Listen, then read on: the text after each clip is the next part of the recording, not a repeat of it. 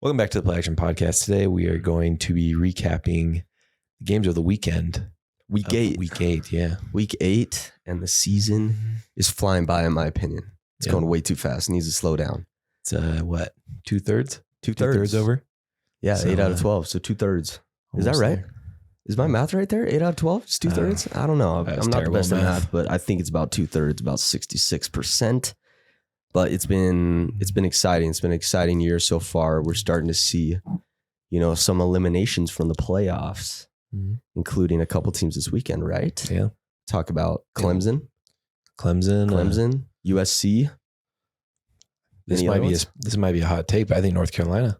North Carolina? I think they're out. They lost their first game? And to Virginia. To Virginia. Oh, yeah. You can't lose to Virginia. Like 1-5 for Virginia. I think they're out. I think they're done. Yeah, they're gone. So we're seeing 3 eliminations there, and obviously more to come. But it was an exciting weekend. We got a lot to unpack for this episode, including a couple controversial tweets, and obviously we got to react to Michigan. We got to react to the Utah USC game that was phenomenal, and maybe a little bit. What do we got? Alabama, Penn State, and a little bit of a controversial Iowa. Very fair catch was not called, but then the refs decided to call it, and took away the moment from all those fans and all those players. So let's kick things off with a tweet from Emmanuel Acho talking about Caleb Williams. Do you want to just read it for us, Barak? Yeah, we got it pulled up. I'll go with it real quick. 17.8 million views on X. On this tweet? On just this tweet. On X or Twitter? I like calling it Twitter. I don't know. Yeah. I like calling it Twitter. But 17 million views on a tweet. Let's hear what he had to say. So he goes, with national championship hopes gone, Caleb Williams should consider sitting out the rest of the season. The Heisman is a long shot. College football playoffs are even less likely, and he won't play in the bowl game. The risk of playing far outweighs the reward. Business decision, which is very interesting because I know there was some buzz about Caleb potentially coming back next year if he didn't like who was going to potentially be drafting him, because I know that we expect him to go number 1 overall, best quarterback in the country. But I want to hear your take on, him potentially sitting out the rest of the season. Yeah, I don't know. Sitting out has become such a weird thing the last couple of years, because it's like with bowl games, I get it. If you're not playing for the playoffs, protect your draft status. I get it. Yeah. If someone gives you $20 million to sit out, like, are you doing it? It's like, yeah, you're absolutely doing it. Yeah. Nobody in their right mind is being like, I'm not sitting out. I'm going to play. This is different though. For me, it's like, you're talking about week 8. They're sitting at 6-2. They got 4 games left to play. Has that even happened before in the history of college football? Someone just sits. I mean, it has to somewhere, but yeah, I can't think of any. I can't think of an example of someone sitting out the rest of the season starting week 8.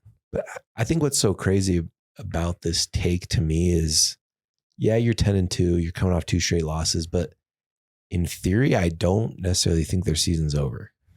Like Playoff, it looks over. I get it, but it's like, what if Georgia just starts losing games now? Yeah.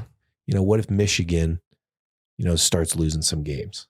What if Ohio State, is it unlikely? Yes, it's very unlikely. Very. But you never know, if you go out and say Washington at the time is undefeated, maybe top 3 in the nation, and you beat them again, very unlikely, not saying it's likely, but you beat them like 63-7, your playoff hopes maybe open up a little bit again. A lot of teams got to shit the bed though. Yeah, definitely. Like it's not talking about like top 5 teams in the country need to shit the bed. Yeah. I'm not saying it's likely. I'm saying it's like, if there is going to be a season where a 2-loss team gets in the playoff, it's going to be this year. Really? Absolutely. That's crazy, because we're thinking of wild scenarios of, potentially there being like 6 or 7 teams that have like legitimate shots at the end of the season. Like, you're talking about top 10 North Carolina losing at home to 1-5 Virginia. That's the kind of season it's been. Yeah. Yeah. It's been crazy. It's like Georgia plays Florida this week, and we've already done our picks in advance for this week, so we won't necessarily spoil them. But Like, is there a chance Georgia loses this weekend? No Brock Bowers. You got to remember that. Possibility there. On the road in a, hostile environment of Gainesville, rivalry game, anything can happen there. Michigan's going through an NCAA investigation right now. Yeah. Not saying didn't slow them down this weekend, that's for sure. Yeah, definitely didn't. But maybe somebody gets them on a week, and they still got to play Penn State and Ohio State. So it's like, I get it. Yeah, playoffs are very much a long shot, but crazier things have happened. Yeah, and it's crazy that it'd be disappointing for your team to be in a New Year's Six bowl.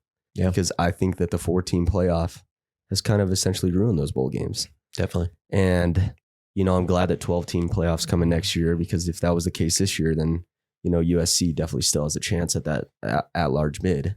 Mm-hmm. And even, potentially sneaking in and get the automatic bid, because they still have a chance to make the Pac-12 championship. Very unlikely, but still a possibility. Well, like I said, if USC wins out, there's a good chance they're playing in the Pac-12 championship game, because they'd be 10-2. They'd have one loss in the Pac-12. Say they get a rematch with Washington, who's also 11-1.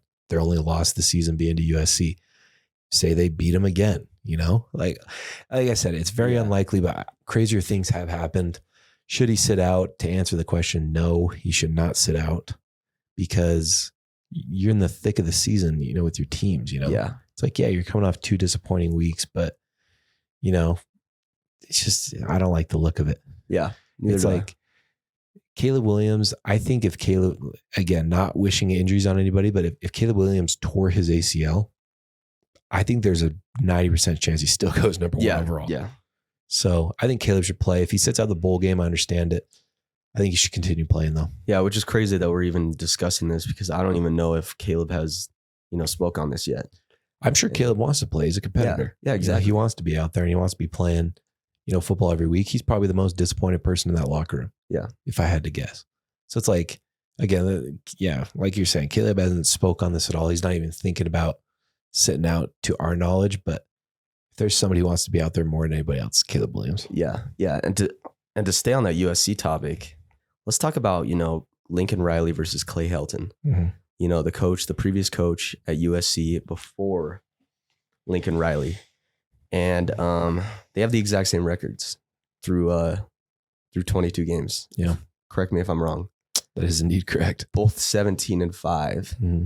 And there's a huge difference between the two of them. One's getting a bag. Correct. Well, they were both getting bags. One's getting a big bag. Getting a biggie bag from Wendy's. And I even heard, Lincoln Riley in the post-game presser, he was talking about how this team has a lot of pressure and a lot of expectation. And it's like, yeah, I mean, with all the transfers you're bringing in, with that offensive powerhouse, of course there's going to be expectation. Absolutely. So I don't think that necessarily should be an excuse. And I don't know, it's just pretty disappointed to hear that. But what are your thoughts on, Lincoln Riley and Clay Helton having the exact same record through 22 games? Clay Helton, according to USC fans, was the worst coach in recent USC history. According to USC Twitter? According to USC Twitter, USC fans. They hated Clay Helton. The day that Clay Helton got fired was a celebration. Yeah. In Trojan land. So to see Lincoln Riley having the exact same record and again, Clay Helton was very good against Utah too. Mm-hmm. I believe he was 2-1. Yeah. In his short time. So to see, USC fans celebrate the way that they did when I think Clay Helton even won a Rose Bowl, if I had to guess. But yeah, to see people, bash Clay Helton, but raise up Lincoln Riley like he's some kind of god is it's interesting. Yeah, it is interesting. Obviously, Lincoln Riley has done more, period, but not at USC. Yeah. Because we talk about, making the playoff and his success over Oklahoma. With better players than Clay had. With better players. Oh, absolutely. For sure. I mean, Clay Helton, did he ever have the best quarterback in the country? I mean, I think another thing needs to be talked about is Jordan Addison. Yeah. Did he ever have the number 1 receiver in the country? Yeah. Jordan Addison, who, by the way, had a great game last night. He's second. He's second in receiving touchdowns right now in the league for all wide receivers. I think he's got 6 on the year. So, I mean, there should be no excuses from Lincoln Riley at all about pressure, about expectation. Of course, there's going to be expectation. when you have players like that. So it's just something you got to cope with. And it's just going to get worse. The media is growing at a rapid pace every single year. So instead of making excuses, like maybe you should make an adjustment. Yeah, it's the job that Lincoln Riley has done at USC. I think you could argue is borderline embarrassing. Yeah, because you're talking about a guy he's working with his quarterback. He brought Caleb with him from Oklahoma. He's working with his quarterback. He's working with a lot of the players that he wants because they come through the transfer portal. So Lincoln's working with a lot of his pieces. He had the opportunity to fire his defense coordinator last year, who was terrible last year. Yeah, he was terrible last year. Yeah. So I'm big in believing in people and trying to see the best in people, but I think it was pretty clear that you weren't going to win any football games with Alex Grinch, defense coordinator. So, there's that. It's kind of a lot of mistakes that he's made. Yeah.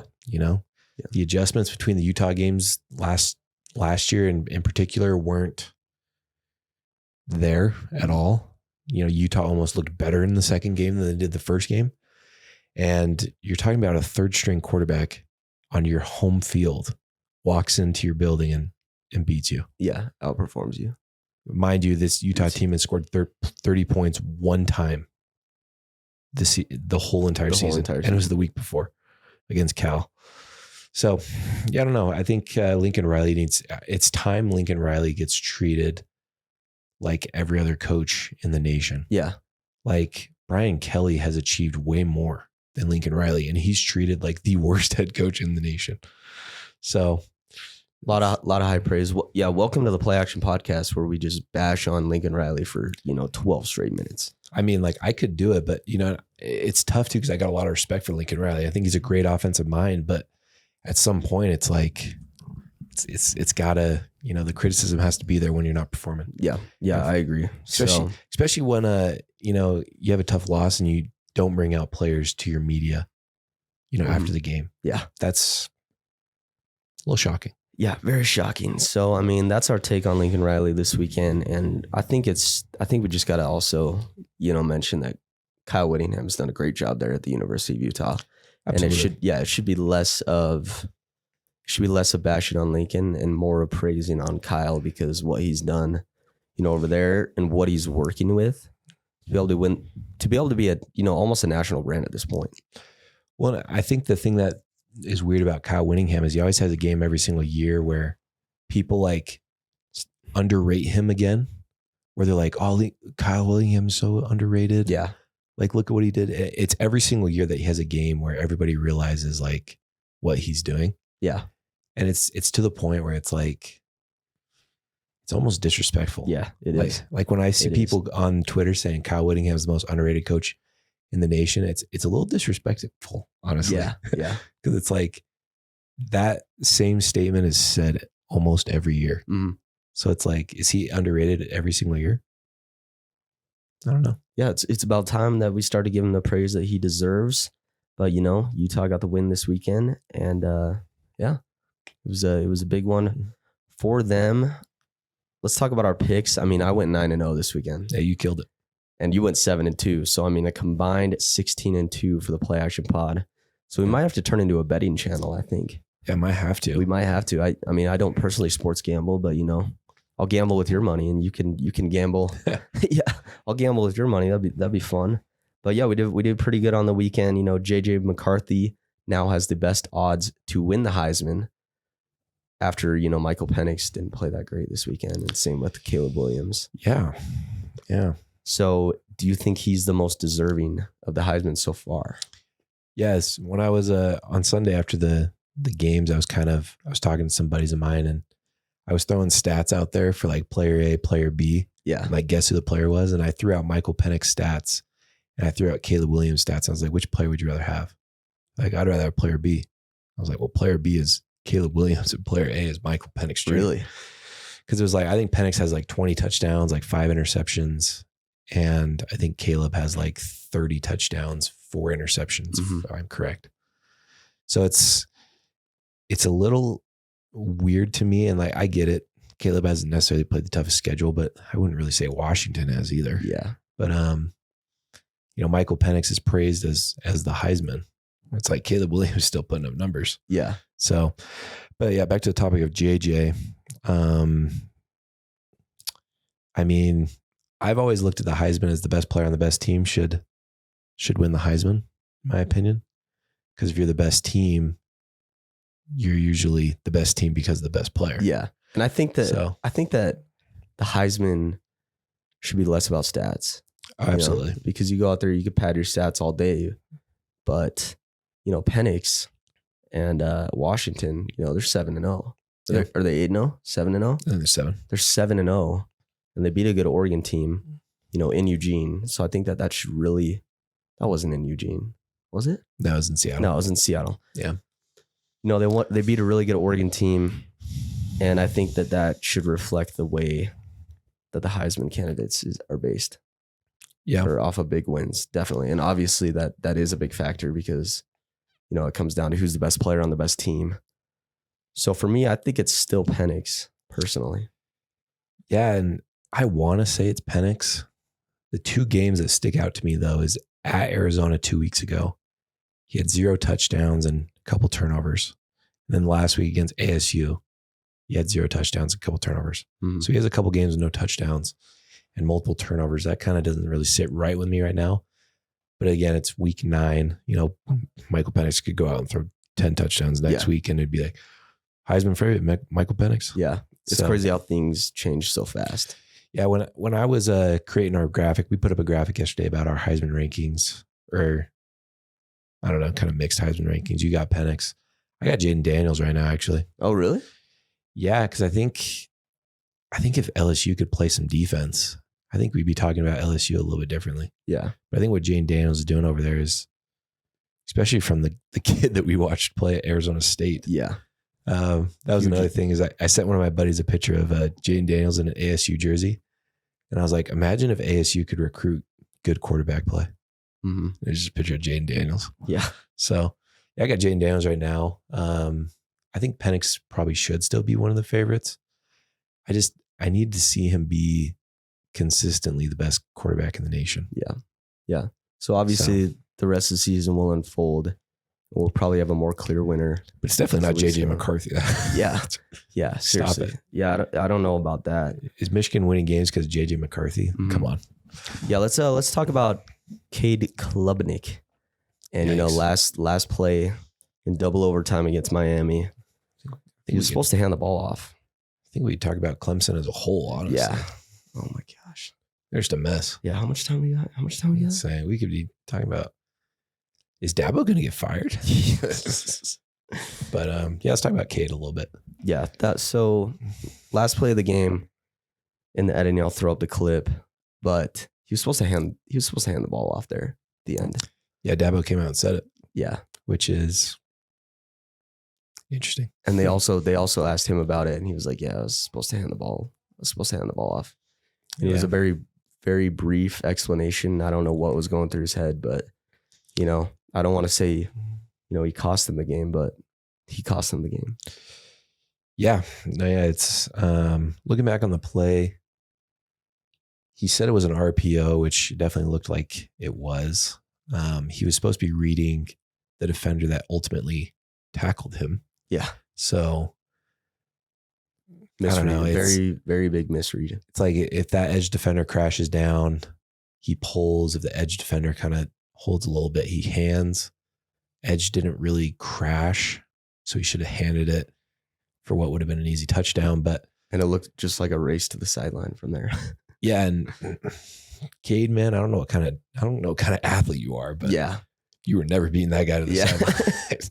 So, I don't know. It's talk about Clemson as a program. Like that game on Saturday ultimately defined what Clemson is as a program right now. Mm-hmm. And it's a team that is trying to win like it's 2015, 2016, when it's 2023. NIL is a big thing. Transfer portal is a big thing. And what Dabo's doing right now is just not really working. Yeah. So Clemson eliminated from the playoffs. I think they were eliminated even before last week. Yeah. But they're done. you really can't lose week 1 and expect to be a serious playoff contender. Mhm. But Clemson's just in a weird spot right now, a really weird spot right now, because we're talking about a team that won a national championship not even 5 years ago. And we're competing for, playoff spots, 3 years ago during COVID. Now it's a team that is struggling to make a bowl game potentially. So how the mighty have fallen, I guess. Seriously, yeah. So Crazy. that's why Nick Saban's the GOAT. Exactly. Yeah. He's been doing it. They got a big win this weekend. So, Bama potentially back in the playoff conversation. And, speaking of the college football playoff, we get the rankings next week. Thank God. Halloween. Halloween? On Halloween day. On Halloween. It's going to be spooky. It's going to be some spooky rankings, I'm hoping. But, finally we get to move on from the AP and, get some legitimate rankings that pretty much matter. Yeah. Because right now it's for TV ratings. We got AP, which is pretty much for TV ratings. Yeah. AP is a joke in itself. Yeah. Penn State, they fell short to Ohio State once again. And, it's just like, it seems like the same story every single year where they get the national hype. They have all this expectation to be able to go out there and, make something happen. And they just can't compete with the big dogs in Ohio State and Michigan. I saw the Penn State Circle live. Somebody posted on Twitter. It was receives national hype, loses to Ohio State, Michigan. It was like plays in New Year's Six Bowl or something like that. Yeah. Wins New Year's Six Bowl, Gets national hype. Yeah. It's just, Something like that. recycles to the next year. Yeah. Just a constant cycle of the Penn State hype.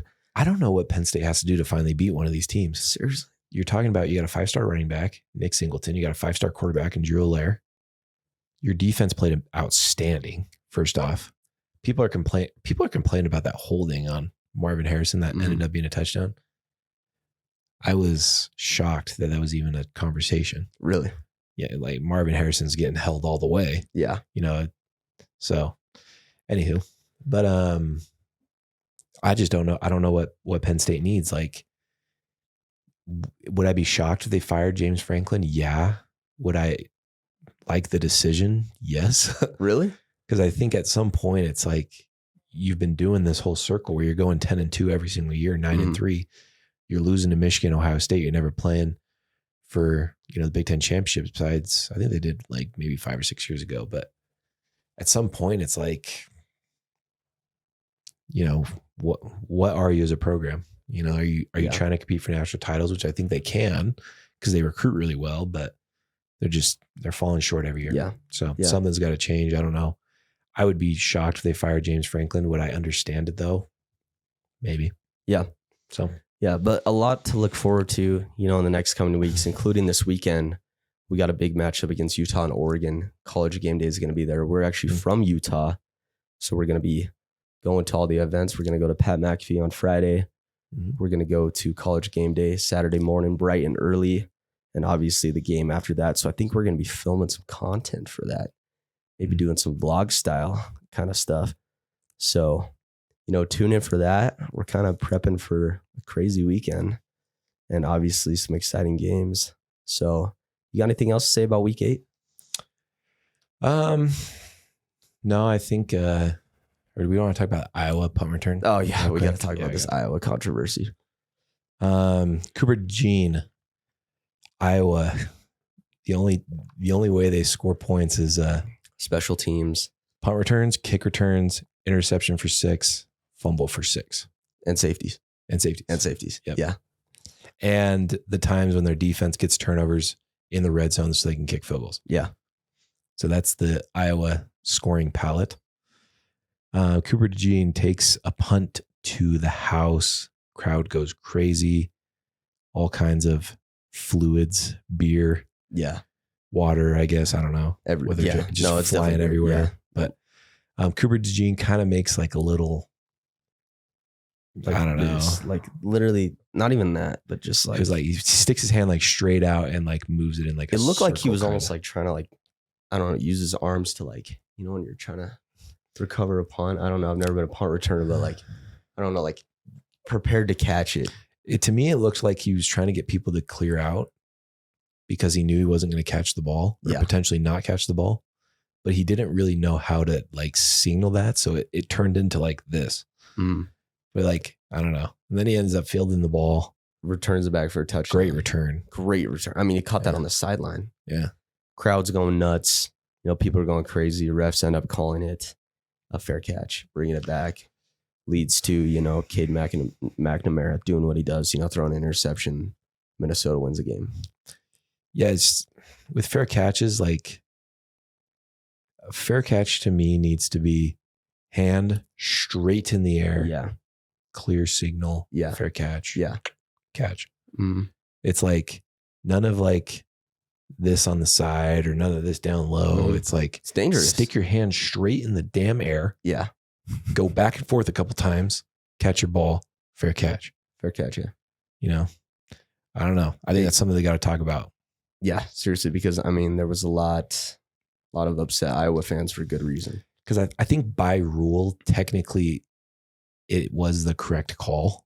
Because I think if you make any kind of waving motion, it's considered a fair catch. Yeah, and Which, like, it's for safety. I guess that's kind of a waving motion. So it's like, I get it. I get why they called it. I'm saying if that's my team, though, I'm furious. Oh, you yeah, know? I'm pissed. I'm livid. But just add that to the list of rules that need to change. Targeting needs to change. You know, there's weekly incidents of targeting. Unclear, yeah.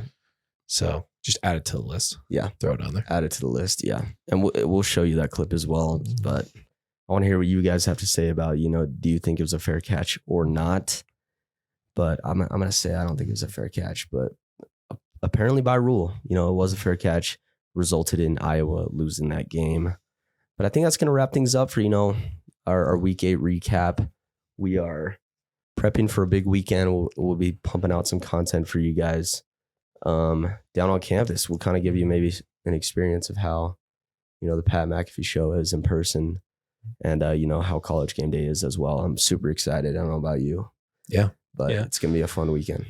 Pat actually talked about how people don't want him on College Game Day. So he said if enough people don't want him on College Game Day, he won't sign his contract extension. Oh, really? Which is kind of interesting in itself. Because I like Pat a lot. I love Pat. Yeah, I think people don't necessarily like him because he's not really like an analyst. Yeah. He's kind of just like He's a different. media personality. He's different, yeah. Which I think is what the show needs. Because Kirk is the, you know, he's the analyst. Yeah, he's goat analyst. Desmond is, you know, I don't know. I like Des. I think he was a great football player. He's got a lot of great football, you know, knowledge. That's a great word for it. Yeah, his football takes, on the other hand. Yeah. I think he picked like Pitt, Baylor, and Texas A&M as a playoff. Last year. But yeah. I don't know. Pat just gives like something different to the show, and I hope he stays. Yeah, I agree. I like him, and you know, maybe we'll get the chance to, you know, kick that field goal to win some money. So Pat, if you're seeing this for some reason, you know, pick us. We'll be out there with a sign. But pick the boys. Pick the boys. We'll knock it through. And yeah, that's gonna wrap things up for, you know, Week 8. And we'll see you guys this weekend with another episode as well as some vlog content from the college football from game day. So we'll see you guys then. Thanks for tuning in.